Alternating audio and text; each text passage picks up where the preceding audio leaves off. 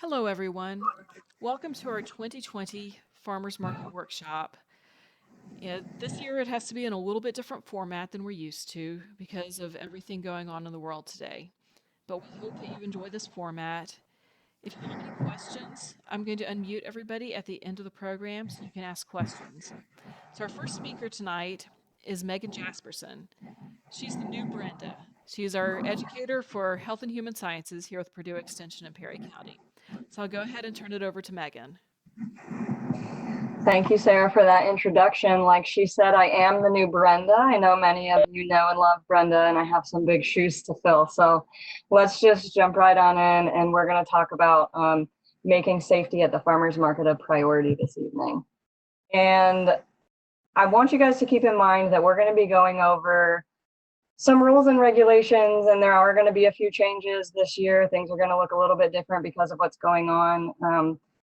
And you may not love everything new, but we want to make sure that we keep health and safety first and foremost for you all as well as our shoppers. And we really want to make sure we keep that positive reputation up for our market. And so what I'm going to be talking about tonight are best practices for market infrastructure. So our physical setup, preventing contamination, and some changes that might happen within your interactions with consumers, and then provide a few food safety reminders. And a lot of this information is pulled from the Purdue Extension publication that is entitled Guidelines for Essential Status for Farmers Market.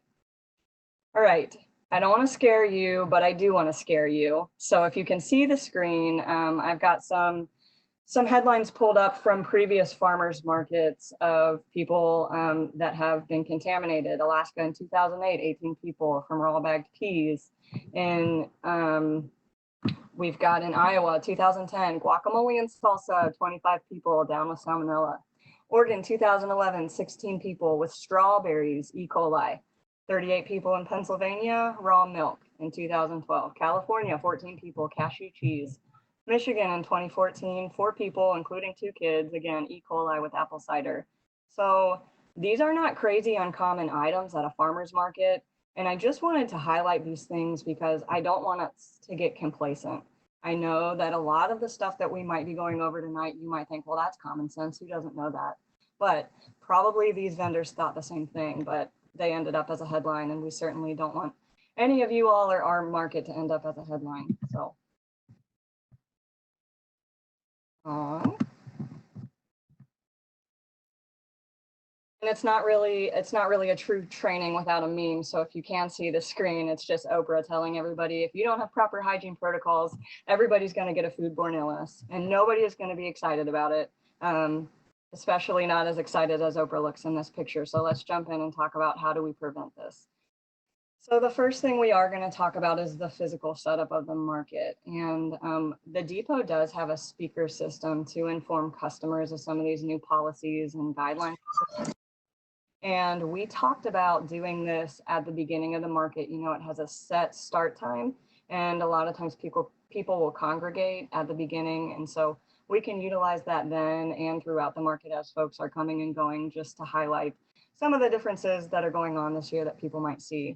One of the big things that we're going to do this year is try and put at least 10 feet between booths, which shouldn't be hard. We've got a lot of space to stretch out there, but and initially, Betty and I had talked about pushing the booths closer to the river and using ropes for more control of traffic. But Betty, if you want to jump in and talk about the new idea that you all just came up with. Okay, today I received a call from Diane Jones, and Diane is one of our longtime market vendors. She's been with us since the beginning. She has a lot of great ideas, and we were talking about everything today. And she had what I feel is a great suggestion. Instead of the market running along the way the road runs, we will run opposite. We'll run from the concrete back toward the flood wall, and we'll stagger people that way. What this will enable us to do is more people will be under the awning. They'll still be spaced. It's no problem to space that 10 feet at all. But there will be more shade provided, which will leave us more room on the other side for the tent vendors And I went out and looked at it today and did some measurements. And I think that's something that we'll try. And people can walk in, they'll walk straight into them. They won't be balled up right there where the market people stop them. They can just walk straight through. If you are done shopping, then go the back side of the building, come around and completely go to the parking lot. It's not going to be any more steps for those that do park in the parking lot. If you park along the road, then when you walk that way and you're done shopping, make a left and then go all the way down the market and come back out to the street. I think that way we won't be crossing each other as much as we would if we ran along the roadway. We'll see how it goes. Yes, thank you for that. That's a good visualization of what's to come. And one additional thing that you will see are X's placed on the ground to encourage that social distancing. And we know that sometimes you all have lines out to the road, and so it's not really realistic to put X's everywhere that we want people to stand, but just that X on the ground. Even I'm sure you guys have seen that out if you've been out to the grocery stores or other stores. It just will serve as a good visual for people and a reminder. Just be cognizant of that and space yourself out. Okay, a couple additional things with infrastructure. When possible, you should try to set up your inventory behind you this year. This is to keep people from touching things that they are not going to purchase. Okay, so as you're setting up your booth, just think about how you might be able to place that stuff a little bit further away from hands that want to touch. Normally, that's fine. This year, obviously, this is one of the things that is changing. Something else that we are providing this year is signage for booths.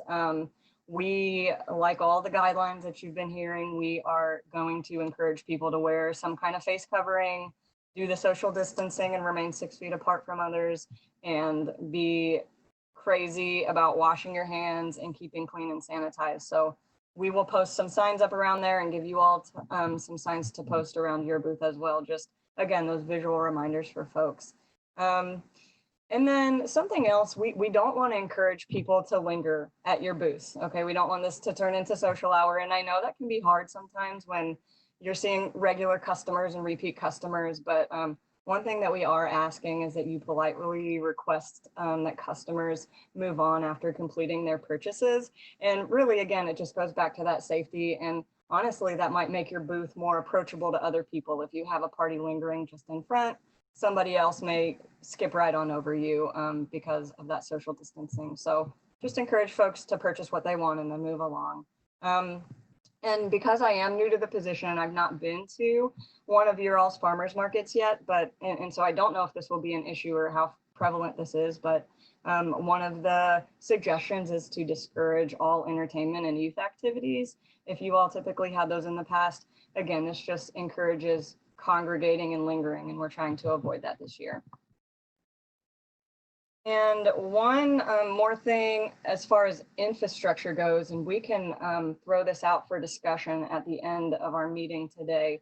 We had talked about the possibility of putting together vendor boxes and seeing if there's interest in this. So essentially that would be that different vendors work together to compile a box. It could be a produce box or a dessert box or something else that you have that you want to throw in there, and just set a price for that.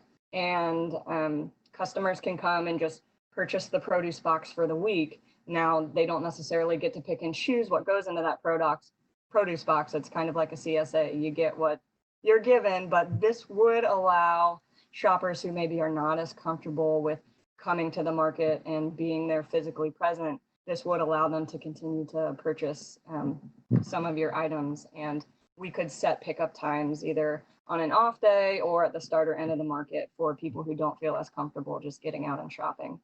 And as Sarah's going to provide a little bit more insight into this as well, so we'll hang off on discussing this.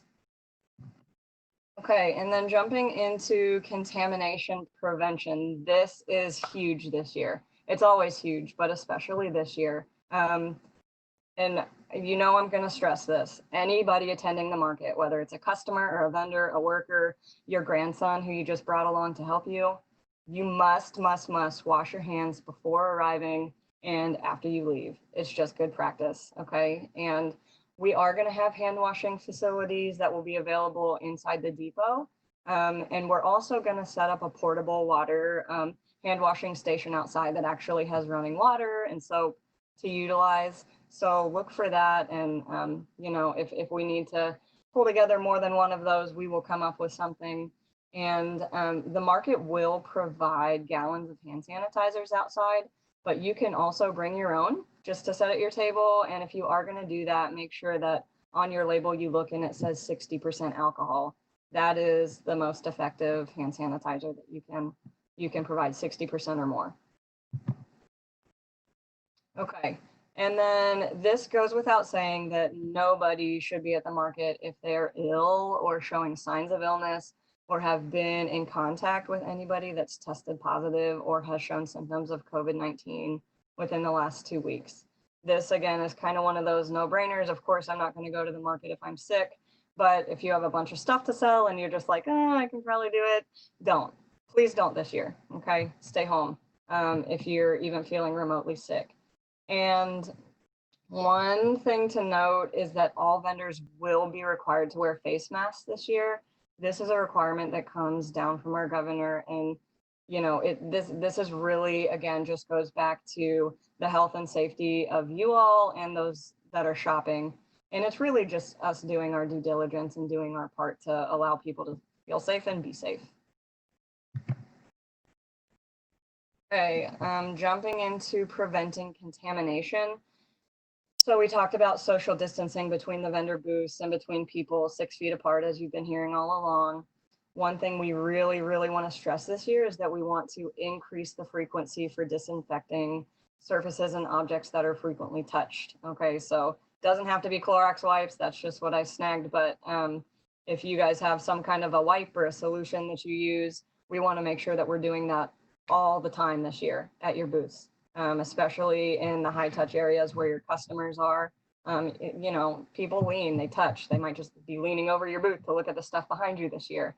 So make sure that you're being diligent about that. And another suggestion is to really limit your decorations this year or anything that would make sanitizing a little bit more difficult. I know that a lot of you guys you've branded yourselves and people know your look. I'm not trying to take that away from you, but I just want you to be mindful that as you set up, what's the quickest way to do so that you can keep things clean and sanitized as easy as possible.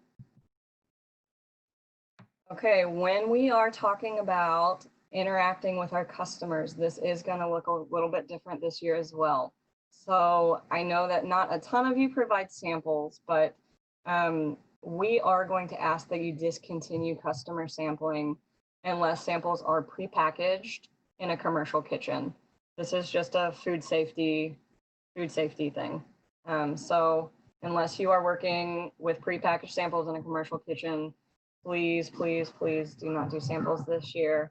Again, have wipes to clean off scales after touching produce. And something to consider too is pre-packaging for quicker checkouts and smaller crowds. If you have some kind of a crop or a produce that you can do this with easily, we would really encourage you to think creatively about how you might be able to do that so customers can just grab and go or point to one and check out. Okay, again, we talked about preventing customers from touching products they're not going to purchase themselves. A great way to do that is putting things behind you. If you can't do that, we would strongly suggest that as customers approach you, you just kind of make that known. Say, I'd be happy to bag this for you, or in whatever way that you want to make that known. We just really want to discourage the extra touching due to contamination.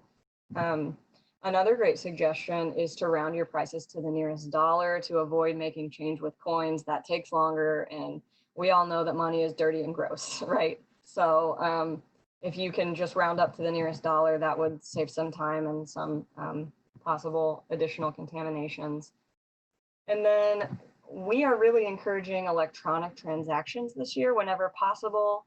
And if you've not done that before or don't have any idea where to start, Sarah's actually going to address that in her presentation as well, and give you a few options of how to do that and talk about maybe some alternatives. So I'll leave that to Sara. And one additional suggestion that we're really stressing this year is that we would love if we could have 2 people working each booth. And that way one person could be assigned to handle the produce or your product, and the other person could be assigned to handle the money. And, you know, if this is not something that you typically have or typically do, consider who might be willing to help you in this unique season. Maybe you have a grandkid or another family member or a family friend that's interested in what you're doing. Rope them in, see if they'll come with you and hang out and spend a good day at the farmer's market. It's fun, and we can eliminate some of that contamination as well. And if that's really just not an option for you, you can bag it first, then handle the payment, and then wash and sanitize your hands. We don't want to be ever touching money and then touching product, just due to that contamination. So those of you that are on the phone, you cannot see this, but if anybody is watching online or watching the recording on the computer, I've got a few pictures up on the screen of some yeses and nos for handling produce. So on the left side of the screen, you'll see the folks that we do not want to be emulating this year. They are bare-handing the produce and have multiple people touching and feeling produce. This is a thing of the past, okay? If you look on the right side of the screen, you have 2 vendors who are both wearing gloves and wearing masks, and their food is pre-packaged as best as possible. They've got strawberries in bins and pre-made bread already bagged. So we want to try and do what is on the right instead of on the left. And then I just want to hop into some general food safety reminders that are always good to hear. So I'm beating a dead horse with the hand washing, but a food handler with contaminated hands poses the greatest risk for a foodborne illness. Okay, you all are the first line of defense as vendors. Okay, you're the ones that's handling this food and harvesting it, you're touching it. So just make sure you're super diligent about washing your hands. And then really, we encourage this every year, but definitely wear disposable gloves to avoid some of that additional contamination, and change gloves whenever you change tasks. And I read a really interesting study as I was pulling this together that said the average person touches their face 23 times an hour. Think about that, okay? I know that, again, with all of this COVID-19, the suggestions, they're saying don't touch your face. Be very cognizant of that, okay? And even if you are wearing gloves, we want you to do it correctly. And if you touch your face, change your gloves, okay? And the final point with this is that barehanded contact with ready-to-eat foods is an absolute no-no. So ready-to-eat foods, examples are baked goods, salad ingredients, some fruits and veggies, nuts out of the shell, things that people are just gonna pop into their mouths. Do not ever touch that barehanded. You should use gloves, tongs, or deli tissues for things like that. Labeling. If you are going to be selling any packaged food with more than 2 ingredients, it should have a label with the following information: the common name of the food, a list of ingredients listed in descending order from predominance by weight. So whatever is the most in that to the least, that's the order that you would list it.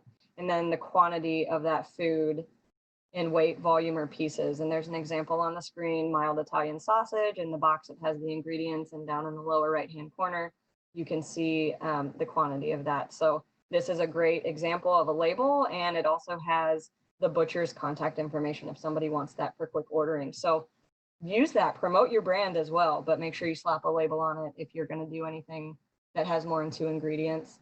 And finally, I always like to just plug this in, is that you should really be avoiding healthy claims, such as your product is heart healthy or low fat. A lot of the times you'll see this at the supermarket, and it can be really confusing.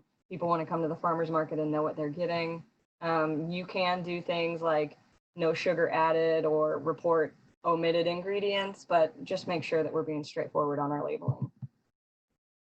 Food temperature, just a refresher, you should be keeping hot foods hot. So anything above 135 degrees for hot foods, and cold foods cold. So 41 degrees or holder for your cold foods, anything in between those is kind of the danger zone for bacteria to thrive. So we want to make sure that we're transporting frozen or cooled foods in containers that will maintain the proper temperature and storing away from direct sunlight and watching that.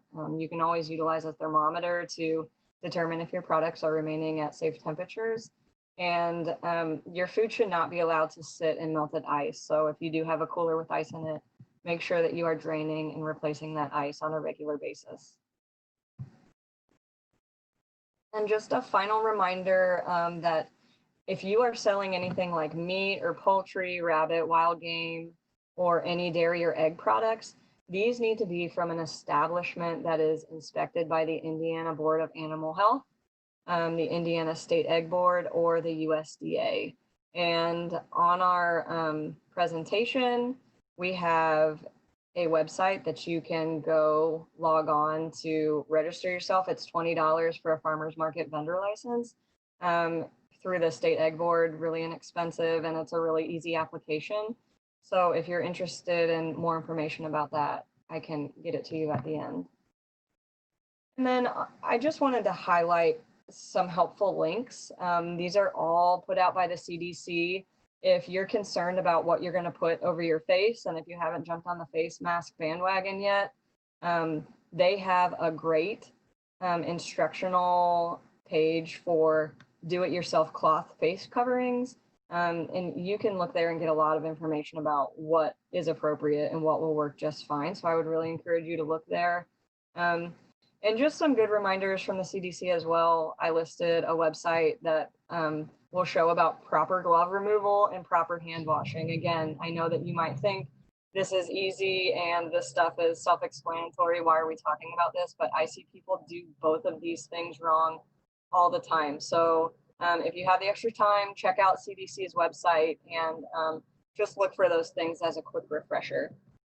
And then finally, my take-home message is really just remember that the food safety starts with you. And like I said at the start, we want to make sure that we're doing everything we can to keep our good reputation. And if you have any questions, you can always contact me. My information is up on the screen. Or for those of you that are calling in, my cell phone is 513-403-7381, or you can email me at mjaspers@purdue.edu. And with that, I will turn it over to our next speaker. Kathleen, if you would talk a little bit about your program. Can you see me? Because I'm not seeing myself on here. Can you hear me okay? Okay, all right. I'm with Lincoln Hills Development Corporation, and we have a senior farmers market voucher program that we run. We send 200 vouchers to income and age eligible seniors in Crawford and Perry County. So we're starting that now. We're going to be mailing those out this next week. What happens there is that they'll get a voucher, a book of vouchers worth $20 to spend at our local farmers market. So we just encourage the vendors that are with that program to display their sign so we know where to go. And if there's any vendors that would like more information, I'm happy to speak with them, or they can talk with Betty if they like. We're always looking for more vendors. So it's guaranteed money for the farmer, and it's good for the seniors because they can buy fresh produce and vegetables that they may not be able to get otherwise. For our vendors that do take them, we just want to remind you to make sure you stamp your checks. A signature is not enough. You should have a stamp. If you don't, the state will send you one, and you need to request it. But that's something that has to be done, and they have to be turned in by November 7th. So any checks that the vendors or farmers get, they need to make sure that they are cashed and turned in by the 7th, or they won't be accepted. Betty, is there anything else that you can think of that I can talk to them about? Betty? Okay, I had to unmute. No, I think that covers everything. I'm new at the program, so I don't know what they talked about in the past. I can help in any way I know how. I don't know if there's anything more you want me to talk about. And I mean, I'm sure that they could call you if they had a question. Yes. Yeah, we are working remotely, but I do get voicemails. So as soon as I get a voicemail, it comes to my email. And my number at Lincoln Hills is 812-547-3435. And my extension is 230. And I'm happy to answer any questions anyone may have or direct them in the right place to go. Okay. And we'll let you know too if they have a question. We'll help them. Okay, great. I'm new at this too, so I'm learning along with some of you others that's new. So Thank you very much, Kathleen. thank you.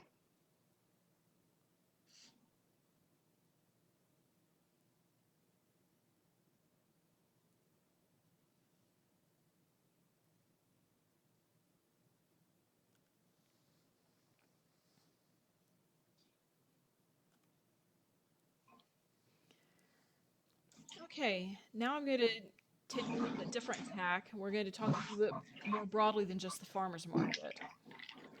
So we're going to talk a little bit about how to market your farm produce while you're social distancing.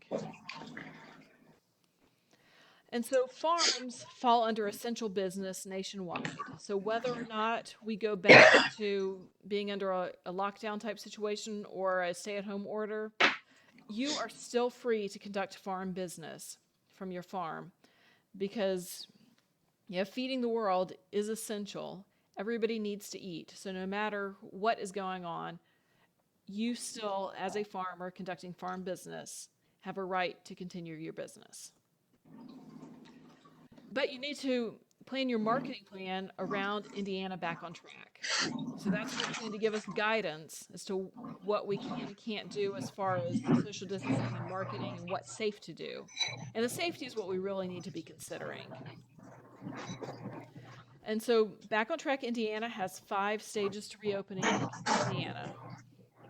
And we need to remember that these are guided by the amount of control of the novel coronavirus in the state and in individual counties. And I had downloaded a few things from Indiana Back on Track. So there are 4 things that this is dependent on.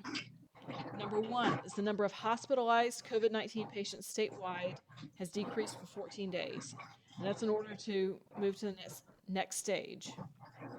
Number 2, the state retains its surge capacity for critical care beds and ventilators. So once we start to reopen, if there's still, we need to make sure that we have enough bed capacity if cases increase. Number 3, the state retains the ability to test all Hoosiers who are COVID-19 symptomatic, as well as healthcare workers, essential workers, first responders, and others as delineated on the ISDH website. And 4, health officials have systems in place to contact all individuals who test positive for COVID-19 and complete contact tracing. So all of this within Indiana is based on those 4 principles. Not all counties in Indiana are in the same stage.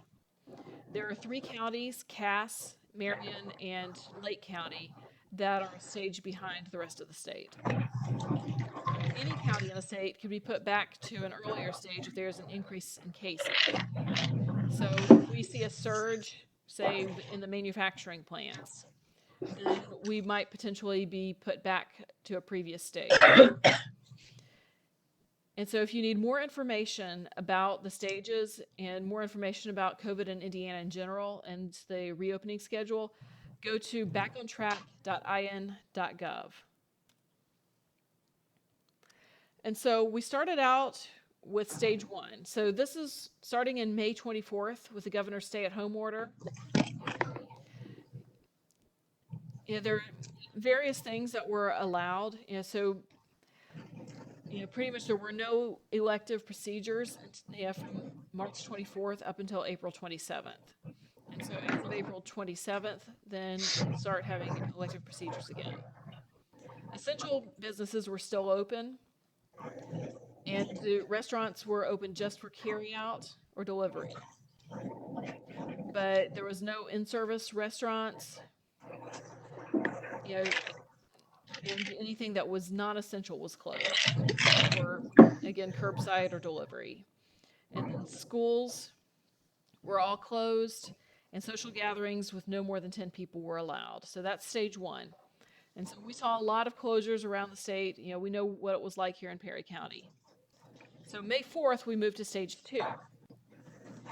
And with stage two, the governor still encouraged all Hoosiers 65 and over and any with high-risk health conditions to stay home whenever possible. And we have recommendations to wear face coverings in public, and all of us should continue practice social distancing and good hygiene.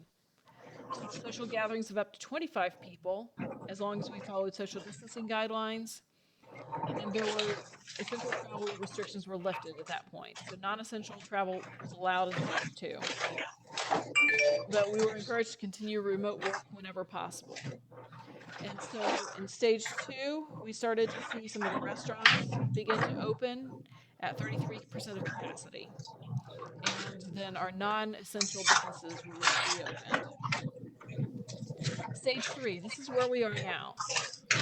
And again, if you're 65 or older, you're still encouraged to limit exposure at work and in your communities. We're all encouraged to work remotely if possible. Face coverings are recommended. Social gatherings of up to 100 people may take place right now, as long as we follow the CDC social distancing guidelines.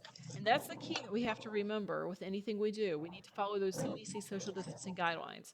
So we want to stay 6 feet apart, and we want to stay in small, within family groups. Nursing homes are still remain closed to visitors, and the government and CDC is still going to continue to evaluate that. There are currently no travel restrictions. Approximately June 4th, we're going to move into stage 4. And so in stage 4, if you're 65 or older or have a high risk, then you're strongly encouraged to adhere to social distancing guidelines and remain cautious when you're going around your community. And again, we're encouraged to continue remote work as needed. Face coverings are still recommended in stage 4. Social gatherings of up to 250 people will be permitted following CDC social distancing guidelines. So that starts June 14th. Nursing homes are still going to be closed to visitors, and that's going to continue to be evaluated. But as long as we're seeing this high risk, and I believe I saw a figure today that approximately 70% of Indiana's deaths have been in the older age groups, people 70 and older. And then stage 5 is estimated to start July 4th.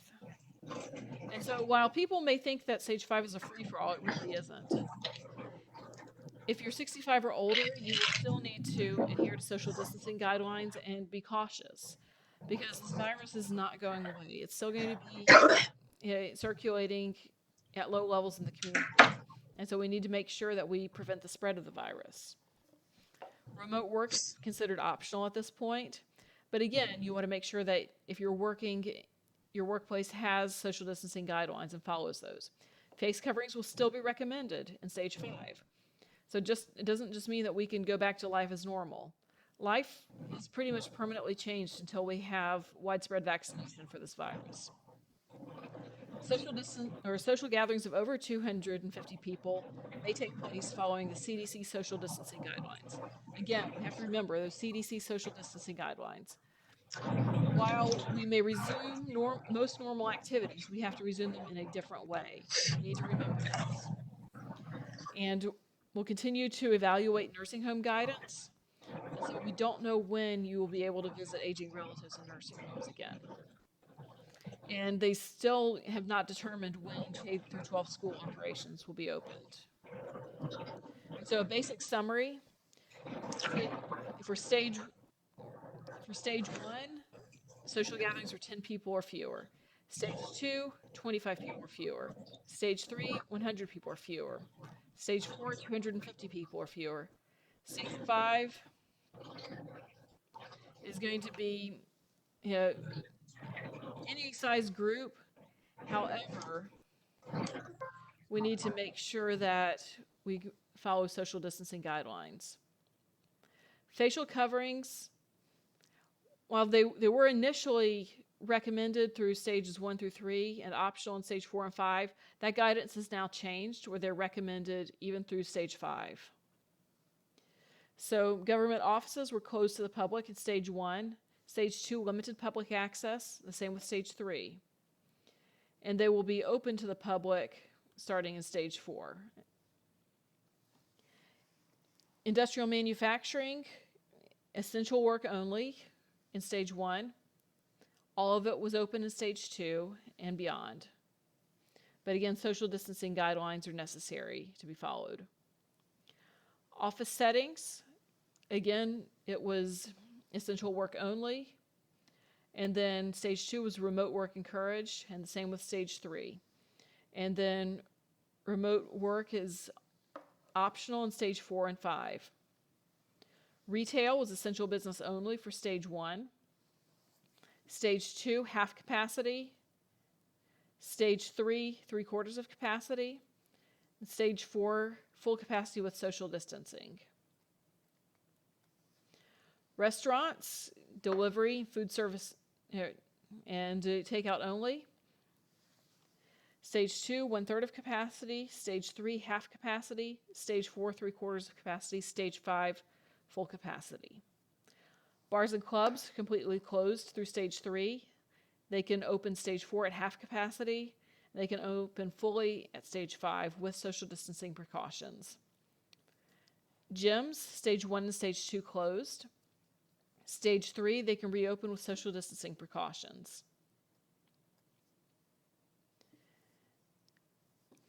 Personal services such as haircuts, stage 1, completely closed. Stage 2, they were able to open a week after stage 2 opened. And then stage 3 and beyond, they're open again with precautions. Entertainment and tourism, closed stages 1 through 3. They can open at half capacity for stage 4. And then stage 5, they can open with precautions. So that just kind of gives you an overview of what's open and what's closed in each stage.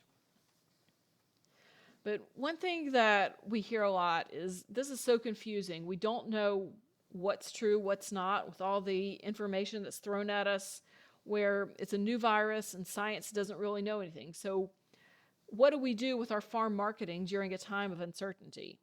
How do you have a farm marketing strategy when you don't know what tomorrow is going to bring?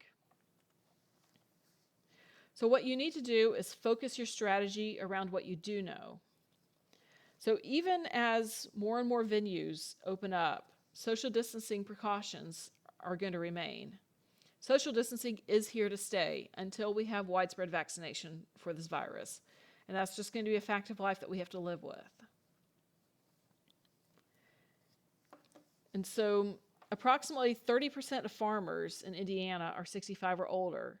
So that puts approximately 1/3 of farmers in a high-risk group.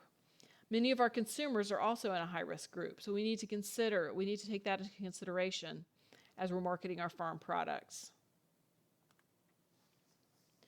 So some strategies we can take is we can utilize online and or phone sales.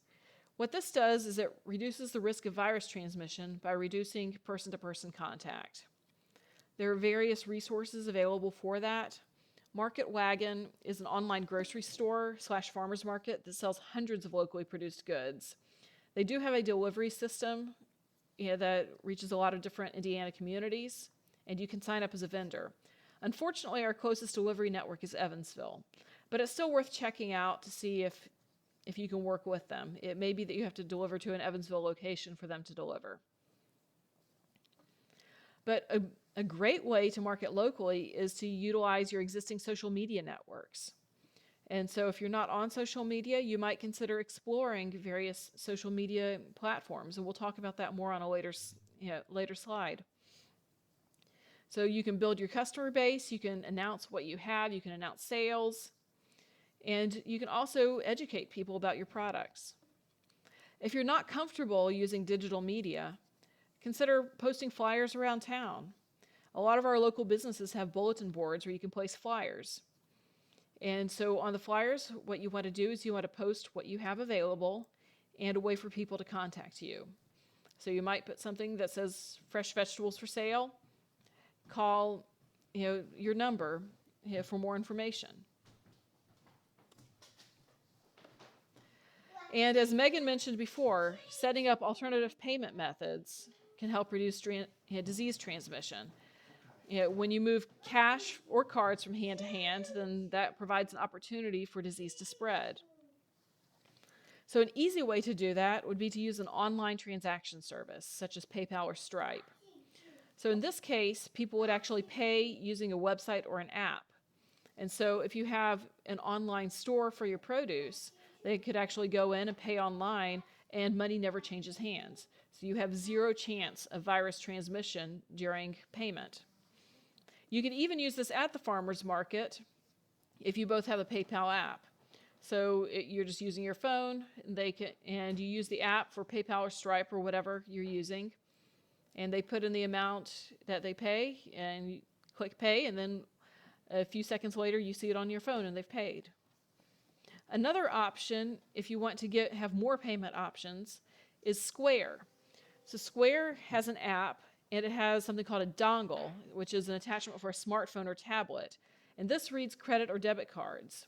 And you're able to manage your transactions through an app on your mobile device.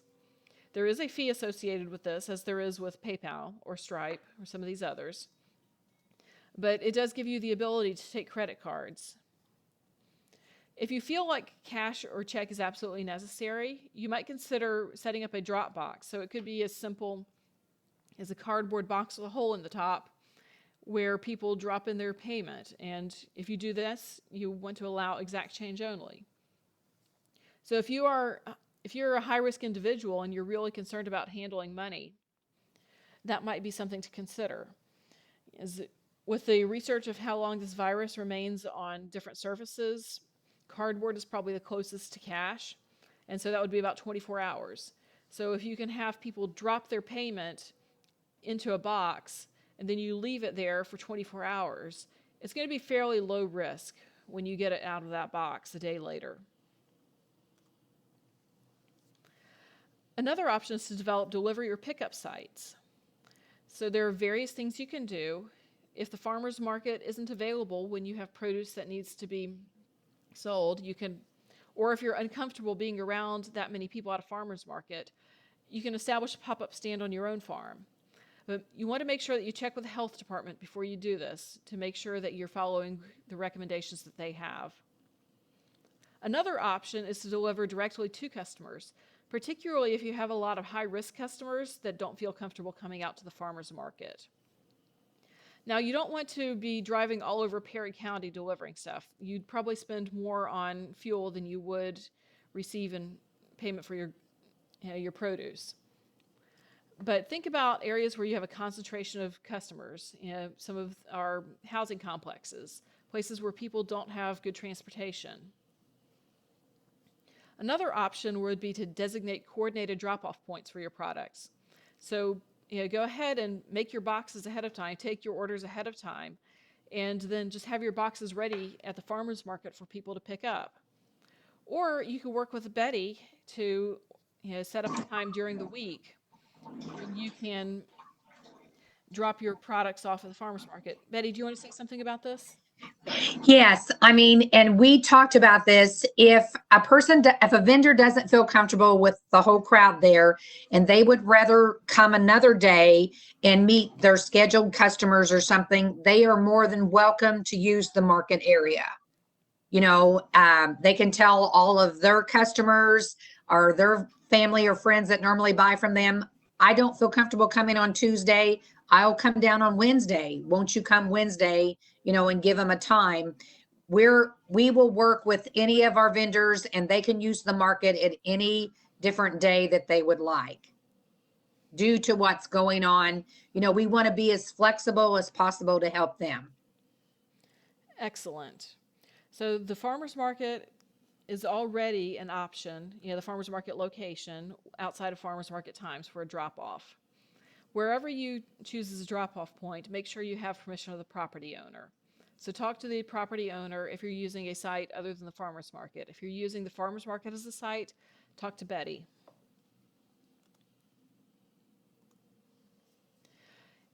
And one thing that's really important, especially if you are taking a lot of phone orders or internet orders, is to keep track of what you're selling. And so there are several different options that you have available. You could go old school and use a ledger and do it all by hand. Or if you have a computer or a tablet or any kind of software, any kind of smart device, you could use a spreadsheet. You could spend more money and have accounting software, or you could have a web store that has software that keeps track of your transactions. Or you could go cheap, or free, and use Google Sheets. So Google has a spreadsheet available for anyone with a Google account that is totally free that you can use. But the key is you want to keep track of your sales so you make sure that you have enough for everybody and that you keep track of your payments and your deliveries. And so this comes into managing inventory. One thing that we're seeing right now is increased demand for a lot of our local products, especially local meats. We're seeing meat shortages at grocery stores. This photo on the bottom, if you can't see it, there's a photo of an empty ground beef case. This is a photo that I took at Meyer and Owensboro back in March, right after this thing started and there was a run on ground beef. But we're still seeing meat shortages. Our processing plants here in Indiana are running at about 80% of capacity. And so we're at a little bit of a shortage still of several different meat products, and prices are going up in the grocery store. So we are seeing more demand. So you want to make sure that you can keep track of your inventory and that you know if you need to maybe plant a little bit more or butcher an extra animal. But that may be a challenge because a lot of our processors are backed up for months. And so the question is, can you even get your livestock processed right now? So you need to take all of this into consideration. One thing that we may see is a longer duration between harvest and delivery. So if conditions don't allow, or if there's an outbreak and some things are shut down, you're having a hard time getting into town, do you have a way to store your fresh produce? Or if demand for your meat products declines because people can't afford it, do you have the freezer storage capacity to be able to sell it later? So those are just things to take into consideration.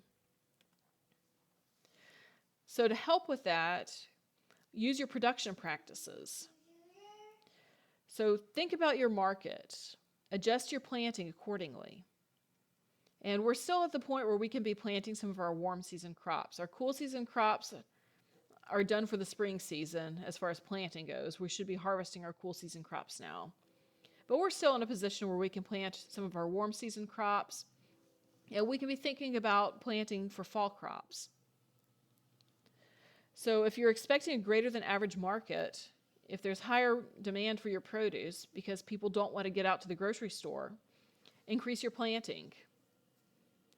If you're expecting a decreased market, maybe because people have less money to spend, you might decrease your planting to reduce the waste. I suspect that we'll have a lot of people who still don't feel comfortable getting out to the grocery store, so you might actually have more demand for your products. But I would work with your regular customers to see what they are wanting from you. And then consider lengthening your growing season by planting your cool season vegetables for a fall crop as well as a spring crop. So you can plant your collards, kale, a lot of turnips, a lot of your other fall crops, radishes, any of your greens you can plant again in September to have a harvest in October, November timeframe. And then during the season, stagger plantings of your warm season crops so you have multiple harvests for each. So, such as green beans and corn and sweet corn, you might plant a row every 2 weeks. And one thing to consider is to plant an extra row for donations.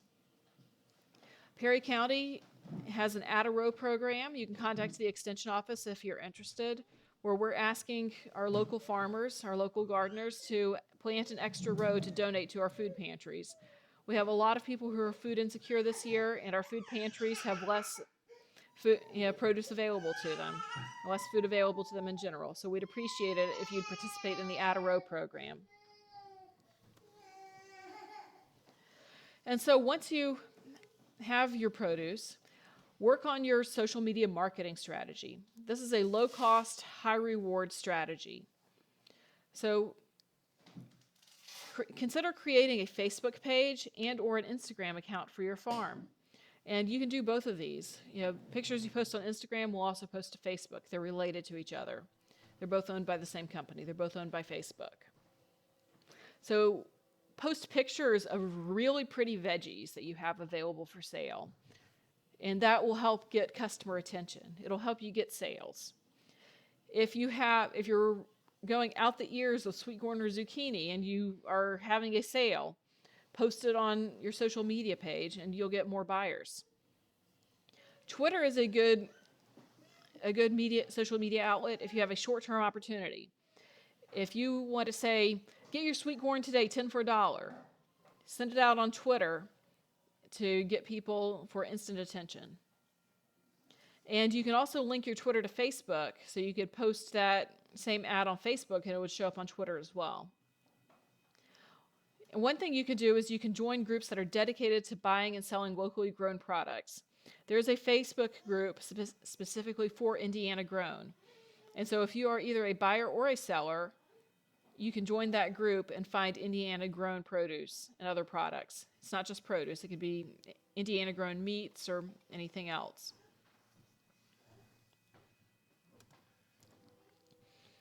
So the information in this presentation is based on a guide for local producers to navigate the COVID-19 pandemic by Tamara Benjamin and others from Purdue University Extension. And Back on Track Indiana, Governor Holcomb's Roadmap to Safely Reopening. That's backontrack.indiana.gov. And so if you need more information or have questions, you can email me at sdzimian@purdue.edu or call my cell at 706-338-9623. Thank you so much.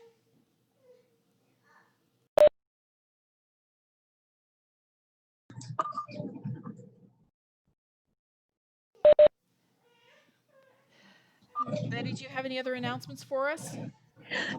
No, I mean, we'll be ready to start on June the 6th. The vendors are welcome to come early to set up. Market begins at 8 to 10. And if they have any questions and they can't answer now or after they see this on Facebook, just contact us at my office at the Convention and Visitors Bureau's office at 547-7933, and we will get in touch with one of you guys, that can answer their questions. I did get one question today, and I want to bring that up, maybe more so to Megan. With the situation that we do have now, a lot of people are wanting to possibly buy things at the market and either freeze them or can them. So would Purdue be interested in maybe doing some training on that at a later date when produce is more abundant or something? Yes, we can absolutely set something up for that. Especially if you have people who are asking about it, save those names for us, and we can get something on the books and reach out. Okay, because that was brought up that people would be interested in that because they don't have the skills to do that correctly. So Sure. that would be good.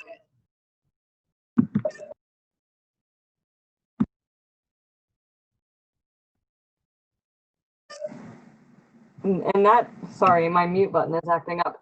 That's something that if you're going to do, you definitely want to make sure you're doing correctly so we can get the right information out there for folks who are interested in doing that. Okay. maybe we could host you one day at one of the markets or something, and we could generate some sign up or interest in that or something.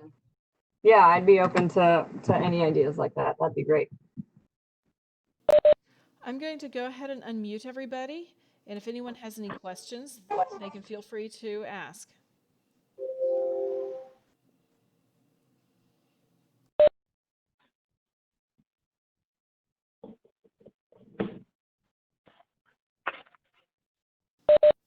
Does anyone have any questions before we end?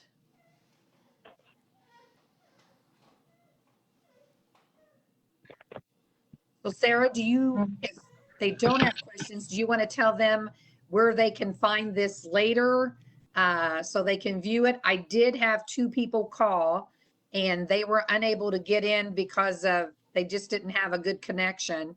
And I told them that we would be posting it for future viewing. Yes, I will post it to my YouTube channel tomorrow, and I will share that link with you, Betty, once I get it posted, and then you can share it with everyone. All right.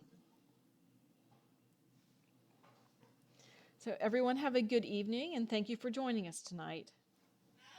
Thank you guys for helping the market.